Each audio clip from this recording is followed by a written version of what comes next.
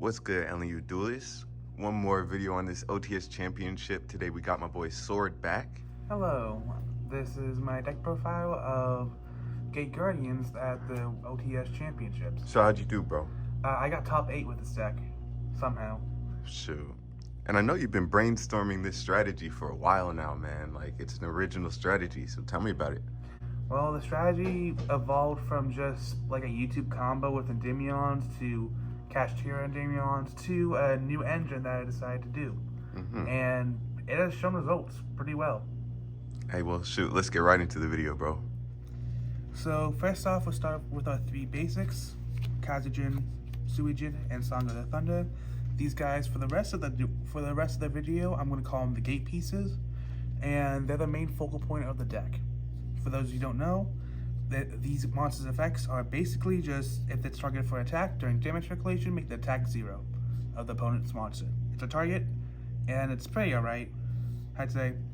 There's better ways. There's other good ways for you to do this and set up the entire game plan, but this one is like one of the best for me. Then we got 3 copies of Labyrinth Heavy Tank. This is your main playmaker. It can be normal summon without tributing, but it can't attack the turret's normal summon under any circumstances. And it can set a gate piece immediately once per turn. And if you have a Labyrinth Wall card on the field, destroys 1 monster. It's a pretty good effect for the archetype. Next up, we have our 2 discard searches, Shadow Go of the Labyrinth. Pretty good effect. Lets you get the field spout or Labyrinth Wall if you're feeling funny. But this card has a really good effect. Start the damage step, it automatically destroys a monster that battles no matter what. So it can target Heavy Tank, one of the pieces, or yourself, and it'll automatically be destroyed. And it's a pretty good effect all around. Then finally, we have 3 copies of the field spell. Wall Shadow also sets up a piece. Floodgate for Xyz and Link decks, and also destroys a monster with 1500 or less attack. It's an extremely good card, especially some certain matchups. If I could, I'd run this at 7. And finally, 1 copy at the moment of Double Attack Wind and Thunder. This card's non-once per turn, target popping, and it's pretty decent. It also has the effect to banish itself from the graveyard, add back a gate piece from your banished graveyard and deck to your hand. Next up, we got our engine. 3 copies of Fenrir, bonus points if you can mismatch. Pretty good. It's basically like the best going second card in the game. This is going to be searching out the next playmaker. Your 2 copies of Unicorn. This gets out the continuous spell that you're going to use all the time, because it's just a good one for any level 7 deck you're doing. And you always want to see this going first, because a lot of people playing singles in the extra deck. So it's good to get a good idea of what they're playing and strategize around it. And finally, we have 2 copies of Birth, because it's a really good card. Because it's a good card for this. Constantly getting back field presence and making the fusions way easier to do is always good. All right, and here's the new engine that I came up with myself with a little bit of help from a friend. Me and him when we duel a lot, he has noticed that I have trouble with hand control. Like, if I get a hand trap, I basically have like not a good field with the Endymions and the Kashtira. So he said a joke to me one day, just about one of the meta decks, and I took it seriously. Presenting Peely Engine. We start things off with 1 copy of Pure Lily, 1 copy of and 1 copy of My Friend Peely. These 2 are going to be really helpful for baiting and consistency boosting, because we're going to be playing 3 copies of Sleeping Memory, 1 copy of Pretty, and 1 copy Delicious, and 1 copy of Yeet. This entire engine is to help out with cloggy hands and just having hand power, because at worst you can draw upwards of 2 cards, but at best you can draw 4 cards and have an untargetable monster on the field, which is always good in this kind of game. This is something that nobody expects, because if you play this first or immediately after your Kashtiras, people think you're on some kind of weird build, and then you show them the actual strategy, and it just works. And then finally we have our the only normal spells we have, which would be 1 Feather Duster, a Talons, and 2 Prosperities. And Prosperities will always be good, especially in this deck where in the extra deck you don't need a lot of the cards depending on what you want to do. And again, LNU's having a panic attack because I have 2 different rarities of Prosperity. Shout out Rarity Collection. Yeah, best set ever printed in my opinion. Mm-hmm. And finally we have the hand traps, 3 Ash Blossom, 3 Drone Lockbird, and 3 Imperms. All good cards, and I do recommend it. Again, shout out to the Rarity Collection. Our fusions, 2 copies of Wind and Water, the best fusion.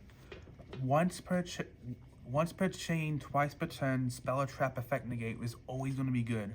Shuts down a lot of decks, and can hinder progress a lot. 1 copy of Wind and Water. My most favorite design-wise, but the least useful effect-wise, because it just changes monsters' attack to 0, which is good in a couple of situations. Not enough situations, but just a couple. Like monsters that can't be destroyed by card effects, but can still be targeted. This card comes in clutch. And then finally we have Guardian of Thunder and Wind. This one just confuses me. It has the effect to search once per turn, but like, why isn't that on like another card in the archetype? And you take what you got. It's still pretty decent in its job. Searches out double attack pretty decently. And now for the big man himself, the reason why I love this archetype so much, Gate Guardians combined. We run 2 copies because we can run 3 if you want, but that goes with what you want to do with the extra deck. This card is insane. Thrice per turn, non-once per chain, target negation. Where if a card targets one of your cards, it negates it. So like Imperms, like the field, achievements, the entirety of the traps of Rescue Ace, all of that just get negated because of this guy. Really hard to beat by battle, and it only has a couple of small interactions, like with Labyrinth and a little bit of Unchained. But besides that, it's extremely, once you get this and Wind and Water out on the field, you basically won the game, because it's really hard to get both of them off of the field without a Lava Golem. How much attack is that, bro? 3,750. And there's actually another card, Ryuoki Guardian, that can make this attack on turn 1 theoretically 7,750. Jeez. Plus the fact, even if it does leave the field, it can float into another one of the double pieces. And the double pieces as well can float to another one of the singles. It's just insane. Next up, we have, to help the engine, 1 copy of Noir, 1 copy of Beauty, 1 copy of Plump, 1 copy of Happiness, and 1 copy of Noir. These cards are just really good, and you'll mainly be seeing these 4 the most, and Happy Memories there for a siding pick. And all in all, pretty good. And then finally, to round things off, 1 copy of Shangri-La. You don't have to run this if you don't want it. If you want to focus a lot on Cashtira's, I do recommend this, but it can be swapped out for whatever else you want. 1 copy of Flare Metal, really good for ending games, and pretty hard to get off if they don't run a deck that can completely stop it. And finally, what I call the Angel and Devil of level 12 of rank 12s, Zeus and Typhoon. Pretty fun to go into them, and are some of the best going second cards in the game, especially with all the Xyz you're running. And then finally the side deck. We got 3 copies of Nibiru, 2 copies of D-Shifter, 2 copies of Evenly, 1 Happy Memory for Exploit Happiness, 2 Books of Moon, 3 Forbidden Droplet, and finally 2 Homunculus. Now, something I gotta note about the side deck is the fact that this is all format dependent and locals dependent. If you're going to do it online, I do recommend this, But if you're gonna do it online, I recommend like knowing your friends' decks and what they like to run, and then swapping out the side deck accordingly.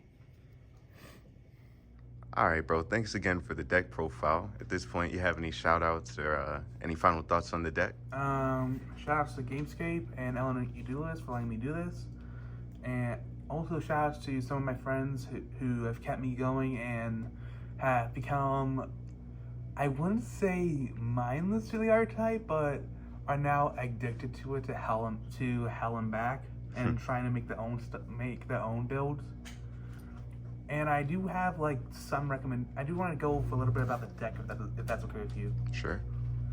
This deck, by the community standards, is a meme, and people have been treating at it, and they just basically say, "Oh, it's just Maze of Memories Yugi Boomer filler," and then walked over it.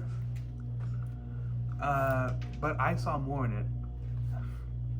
I love the idea of a goofy looking boss monster that's just like three things slapped together, just becomes an unstoppable force. That's hard to get rid of and forces people to go to the limit. It's had a tough time, but I think right now with all the cards with the build I've done, like it doesn't get shut down by one card. It has to take like multiple cards, but even at that point, you probably pull another card out of the deck to win, because there's a lot of good cards that can go off from there. And I do have to say that there's two cards that I'd run 100% if I got them out of the new Valiant Smashers. That being Embella Oath at 3 and Centurion True Awakening at 2. If you don't know, the Embella Oath can't be Ash Blossom unless you set any Centurion spell trap. Centurion True Awakening is a counter trap that says send one monster from the spell and trap zone to the graveyard and negate an effect. It doesn't say Centurion, so it can work with Great Guardians like it's like no other. So I do recommend running them as soon as you can. Very interesting take, bro. Hey, well, I appreciate it, man. Posted down below, we're going to have links to some combo videos, to show off some of the spice my boy got cooked up. All right, well, thanks again for watching. Y'all have a nice one.